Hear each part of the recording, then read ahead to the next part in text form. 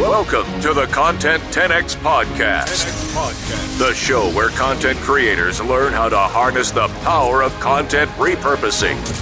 And now, your host, Amy Woods.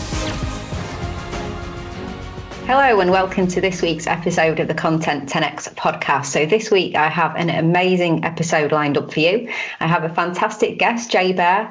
Jay is a Hall of Fame speaker and EMC, New York Times bestselling author of not one, not two, not three, but 6 books, founder of multi-million-dollar companies, including Convince and Convert. Welcome to the show, Jay. Amy, thanks so much for having me. Delighted to be here. I like how you said it's a great episode before I start talking. That is a terrific amount of, a lot of optimism, and I appreciate it. No pressure. So you're often referred to as the world's most inspirational marketing, customer experience, and customer service keynote speaker. That's quite a title, isn't it?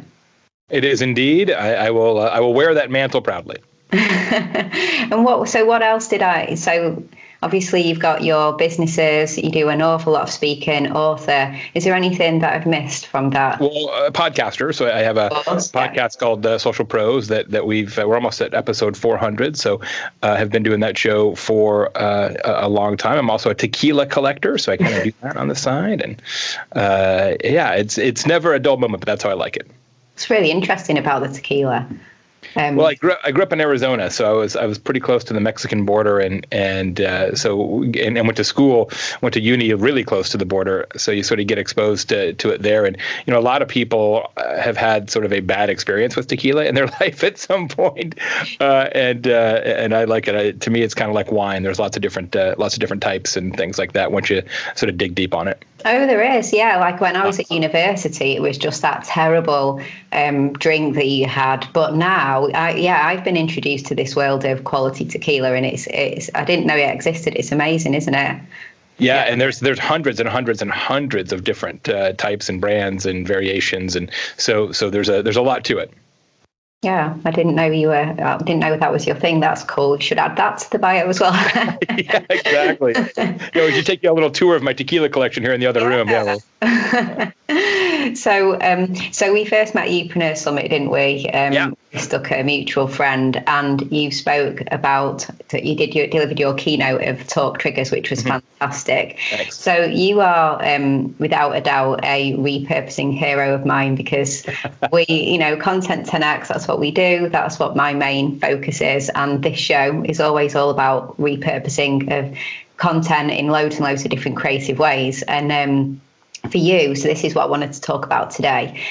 Talk Triggers, it just really fascinates me because you obviously did extensive research in order to write the book. And then you've got the keynote talk, which draws on lots of that research. You've got the video show, where we've stepped in and worked with you with the video, podcast, blog posts, all the social content. So where did it all start?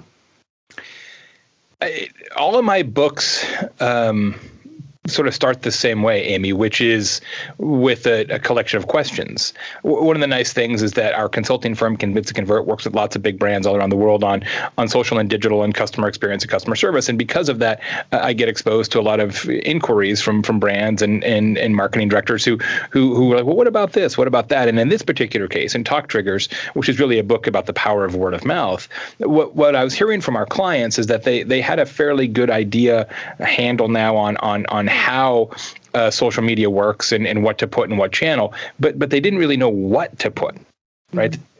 They weren't clear on the story. And I thought, geez, if our clients are some of the biggest companies in the world don't understand how to tell a story, then lots of people don't understand how to tell a story. And so I started to kind of pursue that a little bit. And I realized that people are kind of going about it all wrong, and that we have in the last 20 years, 15 years, since social media has become really popular, we sort of kind of went to sleep on the premise of word of mouth, that the best person to tell your story is not you.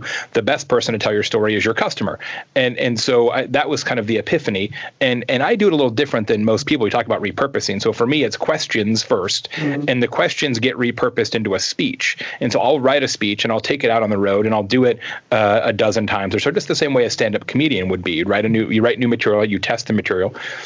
And once it starts to work, or if it starts to work, then I know there's a book there. And then I take the speech and I repurpose it and expand it into a book, right? And then once I have a book, then that gets repurposed into a podcast or a show or social graphics or et cetera.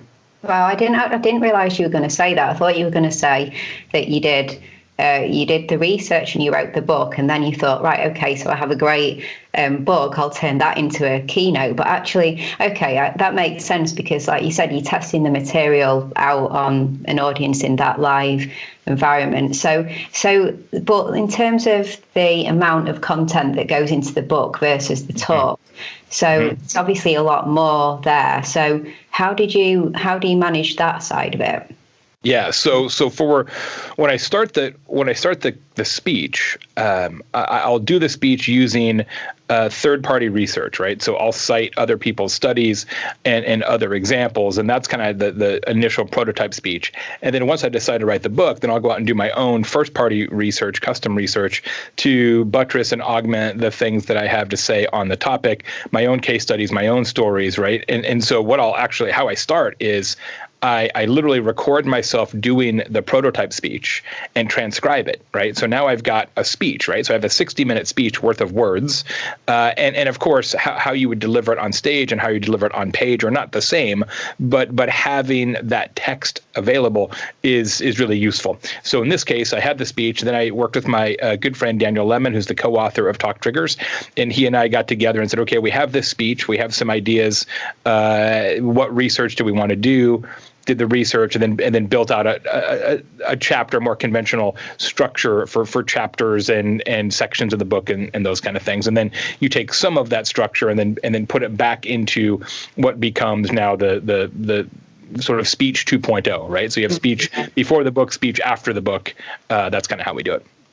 Cool. And then in terms of there were other ways that you've repurposed that book content. Oh, sure. So many. I mean, obviously the Talk Triggers show, which we worked with you on, which is a weekly show where we tell a story about a business succeeding with word of mouth. And each episode was only 6 minutes long, but it was a YouTube video and a podcast and a blog post and an Instagram story and a tweet and a Facebook and a LinkedIn. So each 6-minute show became, 10 pieces of content. That's why this show is called 10X. And that was really successful. And now the new thing we're working on, which I need to talk to you about off air at some point, is because the anniversary of the release of the book is coming up. It's 2nd of October. We're going to do the Talk Triggers Awards. So Daniel and I have found 18 amazing businesses, none of which are in the book. So they're all brand new. None are in the book, and 6 categories. So 3 finalists in 6 categories. And we're going to open it up to voting online. And then the winning companies are going to actually receive the first annual Talk Triggers Award for word of mouth excellence. And we've got trophies and all kinds of stuff. So we're really excited about that. That sounds amazing. Cool. And do you have more planned in terms of further seasons of the video content coming out as well then? Or? Here's what I'm going to try first. I mean, yeah, we could absolutely do more seasons. We got nothing but case studies. I'm going to actually recycle season 1. Talk about repurposing, right? So one of the things that you find on podcasts, especially those that have larger audiences, is they'll run greatest hits episodes, right? So they'll say this episode was first recorded 2 years ago, and it's really great. You'll still like it. And I don't ever do that. Maybe you do, but I never do. I've done 400 episodes of my show, and we've never really run a greatest hits episode like that. So what I want to do is take the Talk Triggers season 1, which is 20 shows, and start over, right? And just re-release the whole show again 20 weeks in a row, because a lot of people maybe didn't catch it the first time. So I want to try that and see how much new audience you can reach by just saying, okay, none of this is time sensitive, so let's just do it again and see what happens. So that's going to be the first step, and then we'll see. Yeah, I think that's a great idea. People love to revisit content again. I can't remember, I read recently how much Netflix paid for rerunning Friends, and it's literally... What was and it? That show's been out. That show hasn't been around for 20 years. Yeah, millions, 25-year anniversary. I know that because I went to Friends Fest last week. But millions, like millions and millions to rerun Friends. So how much does that tell us that people do like to revisit content, basically? It's one of the reasons why. It's one of the reasons why I've never done a news-oriented podcast. because I feel like if it's like, hey, here's what happened this week, well, you can't rerun that content, right? And you can only you can only repurpose it in a short window until the next week or the next day. So I certainly appreciate people who do that approach, and it's a great value to us all. But I never felt like that's where I wanted to go, because it kind of ties your hands. It does, yeah. It's not very repurposable at all, is it? So no. So do you have plans? So with talk triggers, obviously everything we've talked about. What do you do from a business perspective? Have you been able to kind of repurpose findings into the kind of work that you do with Convince and Convert into trainings or presentations that you go into with your clients and that kind of thing as well? Absolutely. Yeah. We actually do word of mouth strategy for brands, where we'll take the same talk triggers approach, the same processes that we talk about in the book and in the show and the podcast and in the infographics and everything else that we've created. And we actually apply that methodology to brands and help them come up with a word of mouth differentiator that customers will notice and talk about. It's a lot of fun. We do research with their clients and things like that. And there's a very rigorous process that we go through. It's not just like sit in the conference room and order pizza and come up with a fun idea. There's a real strategic, valid, measured, and tested process associated with it. But yeah, we have several projects like that going on right now. And I guess it's almost to the point you could have a follow-up book, I'm sure, soon on everything that's coming out. Yeah, it's so funny you say that. I was just I had a bunch of car time this weekend, and I was just thinking about that. I was like, this book will be out a year, and it takes a year or so to get a book out typically. So I'm like, I don't need to work on one right now, but within the next little bit, I should at least start thinking about what the new book might be. And that's the question, right? Is it more about word of mouth, or is it something else entirely? It's tricky, because I tend to, a lot of people who are in marketing or customer service, customer experience, this general field, tend to have a piece of that game and then stay in that lane the whole time, right? Mm-hmm. So they'll write books about customer service every 2 or 3 years, and they're different, but they're all sort of about customer service. I have not done that historically, right? So I've got 3 books about content marketing, 1 book about customer service, 1 book about word of mouth, and they all fit together in some ways, but I'm not one to sort of plow the same field repeatedly. I think I just get bored. So I don't know. Maybe there'll be another one on word of mouth, or maybe something entirely different. I haven't decided. Then I'm going to start a new show here pretty soon as well, that may or may not be about word of mouth. So we'll see. Keep it exciting. I'd love to see where you guys work with somebody to come up with a word of mouth idea, and then how long it takes for that to take off and become more of how long does a talk trigger take to truly become? Yeah, almost like a serialized podcast where you're following that same case study throughout the whole life cycle of the word of mouth example. I think that would be an amazing show. It would be incredible. We just have to find a client, right, that would give you that kind of access for that length of time. But I couldn't agree more. That would be a terrific show. I think this could be a Netflix original documentary. Feels like a lot of work, but yes, perhaps. Start there. So everything that you've done with Talk Trigger seems so well thought through, and you've taken so much content and opportunities from it. You've got other books as well. Have you followed this similar approach with all the other books that you've had? Yes and no. I think we get better at it each time as an organization, not just me, but our team. Certainly with Utility, which is my first big book, we did a lot of repurposing and content, and still do. Hug Your Haters, which is my book about customer service thing. We didn't have a show, right? So we didn't have a Hug Your Haters show post book release. I actually did pre-book release show to promote the book. We did a special kind of Facebook only program that was kind of fun. So each time we do it a little differently, because 1, as I said, I get bored. 2, what works I think changes a little bit, and 3, we feel as an organization like it's our responsibility to try a lot of different things, because ultimately our clients rely on us to tell them what to do. And so I feel like we have to have at least experienced a lot of different things to say, you know what, this works in this situation. this works in that situation. This doesn't usually work. And it's better if we have some real world experience with that. So we tend to I wish it was as easy as, okay, Jay wrote another book, go get the book marketing playbook, right? Yeah. Get that off the shelf and execute it. Like, I wish it was that simple, but the reality is we typically start from scratch each time, which I'm sure drives my team crazy, but that's okay. Has there been a particular memory of where you learn how not to do it? Like anything that you wished, if you turned back time, you would have leveraged something in a different way? Like, yeah, there's a few things. Like in my very first book, The Now Revolution, that I wrote with Amber Naslund, we had QR codes in the book. I kind of, in retrospect, wish we hadn't have done that. That didn't hold up too well historically. One of my other books, Hug Your Haters, we actually ran. It wasn't so much of a content issue, but we did the deal where we wanted people to buy the books from us, and then we would go buy them from Barnes and Noble or Chapters or what have you.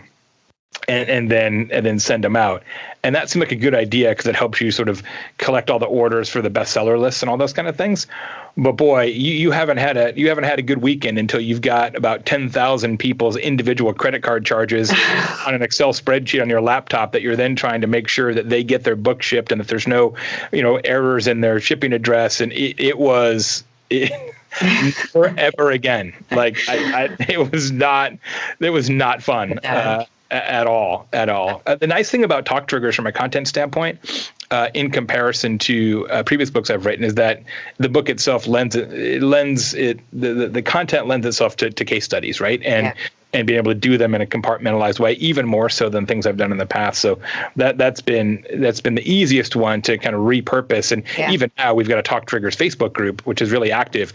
And people, just today was another one. Somebody surfaced a new idea that they found. Like, here's a great idea. And here's the thing about sort of repurposing from the bottom, Amy.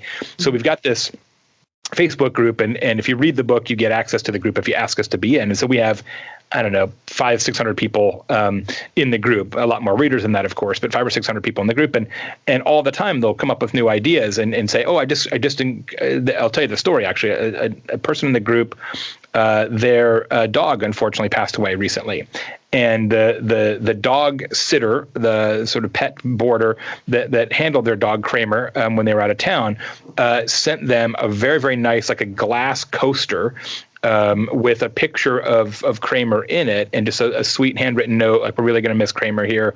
It was beautiful, so empathetic, so touching, just a really just a truly genuine gesture, right? And everybody feels that emotion when they've lost a pet. And so this person immediately, posted this story to the Facebook group, and we're like, yeah, that's a great talk trigger. Talkable empathy is one of the ways to create word of mouth. We talk about it in the book. And so now I've got that story. I just told you the story. Now the next time I go give a presentation, which is like this week, I'll probably take that story and put it into the keynote. Well, now it's in the keynote, and I test it on stage. And if it works well, then maybe it'll be a future episode of the podcast, right? So you can repurpose from the top down, right? Which is from the book to a tweet, right? But you can also go the other way around, which is a mention in a Facebook group all the way up maybe to the next book. So it's, people think of repurposing as a staircase that only goes down, but the staircase actually goes both directions if you do it right. Yeah, it does, definitely. Have you had businesses specifically reach out to you, telling you about their talk trigger in the hope for you to mention them as well? Certainly in the Facebook group, absolutely. Sometimes in social media, LinkedIn in particular, where I get it the most is on stage. So I was in Los Angeles last week doing a presentation for Volkswagen of Australia. They brought a bunch of their dealers over to Los Angeles for a seminar. So I was talking about word of mouth, and a guy came up to me afterwards, and he's a Volkswagen dealer outside of Brisbane. And they have on the roof of their dealership a whole bunch of beehives. and it's good for pollinating flowers, et cetera, but they make their own honey from the beehives on top of the VW dealership. And when you bring your vehicle in for service, so you need new brake pads or tires rotated or what have you, they leave a small jar of honey in the cup holder of the car with a little note. And I was like, that's a terrific talk trigger, right? So that's like perfect, right? So that'll be in the talk eventually, right? So it's amazing when I get off stage. In that case, it was fairly small, but the day before I did an event with 3,000 people, and a bunch of folks came up to me afterwards and said, "Oh, we've already got one. How do you like this one? How do you like that one?" So that's really, really fun. That occurs. And have you had some of the people, the businesses mentioned in the book, who maybe didn't know that you were mentioning them? Have you had any of them get in touch and say, we've had business boosted since you mentioned them because people are turning up for the special? Yeah. Most of the people who are in the book, we alerted them ahead of time. Is the best we could for a number of reasons. One, just to make sure they're okay, and two, maybe they'll help promote it, those kind of things. And some of them did for sure. I don't know that we've had anybody say our business is boosted because it was in the book, but there's lots of businesses mentioned in the book who so I'll say something on a stage about them, and then someone will tweet them, and they'll be like, "Yep, there's Jay talking about us again," right? They see spikes in their social media because people are in the room or it gets passed along all the time. Yeah, and definitely I've they're like, if you're ever in town, free dinner on us, that kind of thing. Yeah, I definitely. So me and the team at Content 10X, we want to go to that bar with the mermaids. We want to go to that theme park with free drinks. Yes. Yeah. You do kind of. Yeah. If I was in those areas, I'd definitely want to go. We should create, talk about repurposing. I should create like a Talk Triggers tour where we get people and we get in a bus or whatever, and we just go to some of the businesses that are referenced in the book, and that's like a vacation. That would be hilarious. I think you should definitely do that. Fun. So the last couple of questions I wanted to ask you. So the video content. So with Talk Triggers, we created the videos and they were just so great the way they were short and concise, but just told the story. Is video a key marketing asset for you? Like, is that something that you always try and incorporate into the different campaigns that you run, the content? These days, yes. Yeah. Historically, no. Because I'm a writer. I started as a writer, and then I became a podcaster, and have succeeded at those. But there's no question that more and more people are spending more and more time with video. You just you can't. There's nothing to argue about on that. And so I feel like you have to have some video assets. And as you well know, Amy, the nice thing about video is that if you have video, you have audio. And if you have video, you have text, right? You just got to, transcribe and clean it up and those kind of things. And so when we work with clients and they're like, well, should we do a video series or a podcast? We always say, well, do a video series and then you have a podcast. You just have to be thoughtful about making sure that you're not saying things that don't add up on the podcast because people can't see the screen. But I feel like there's really no point doing an audio-only show. In fact, we just started a new video program, just started yesterday, that we're doing with Oracle, and it's 52 weeks, so it's one a week, 52 episode series called On the Fly, where each week we have a new person. I'm doing one, and then we have a lot of other influencers doing them, and it's a very short 2 or 3 minute piece of marketing advice. But the hook of the show, the conceit, is that it's on the fly. So you have to shoot it on your phone, like at an airport, on a train, on a boat. You have to be traveling while you do it. Yeah. That's kind of how the show works. But it's a video, but it's also a podcast, and it's also a blog post, and it's also all those other things. But I always feel like you might as well start with video. Yeah, I know. Whenever anyone asks me what's the best form of repurposing, starting at the top, I always say video for sure. Well, even on my show, even on Social Pros, right, which is a podcast, it has been a podcast since January of 2012. It's always been an audio show. But what we do, partially because of ideas from you and your team, Amy, is we actually record the video when we record the podcast, and then while we don't publish the full length video at this point, we did for a short time, but while we don't publish the full 45-minute video, what we do is create like a 5-minute video highlights package of the show. So here's the most interesting things that were said in this week's episode, and that video chunk goes on YouTube, and then we also use the video for teaser purposes, and that works great. I just feel like, not to mention the fact, right, especially in a podcast, if you're going to do an interview style show like this one, having your camera on makes the interview better every time. I've been doing this a long time, and it just makes it better. I mean, there's something to be said about body language and nonverbal cues that just makes the conversation more comfortable when you can see one another. Even if you don't ever use the video, I very much recommend that you should record with video on. Yeah, you're right. You can sometimes tell you can listen and almost guess which conversations were not. There were no cues there, and there was nothing on camera, can't you? So I agree. And now with video content, so you obviously on stage delivering all the keynotes, I'm sure you pretty much always get like the video footage if you want of the keynotes that you present. Have you done any repurposing of your delivery on stage of your keynote? Yes, although you would be surprised, A, a lot of events don't shoot video. B, if they do, it's just locked down because they're using it to throw up on the screens in the conference. So it is video, but it's not great video. And sometimes they don't audio track it as well. So it's not as common as you might think to be able to get really solid output from an event, but we do on occasion. So what we'll do with those is we good stuff we keep, and then we change out my speaking reel, right? So my highlight reel that meeting planners look at to decide whether to hire me, we'll change out bits in there.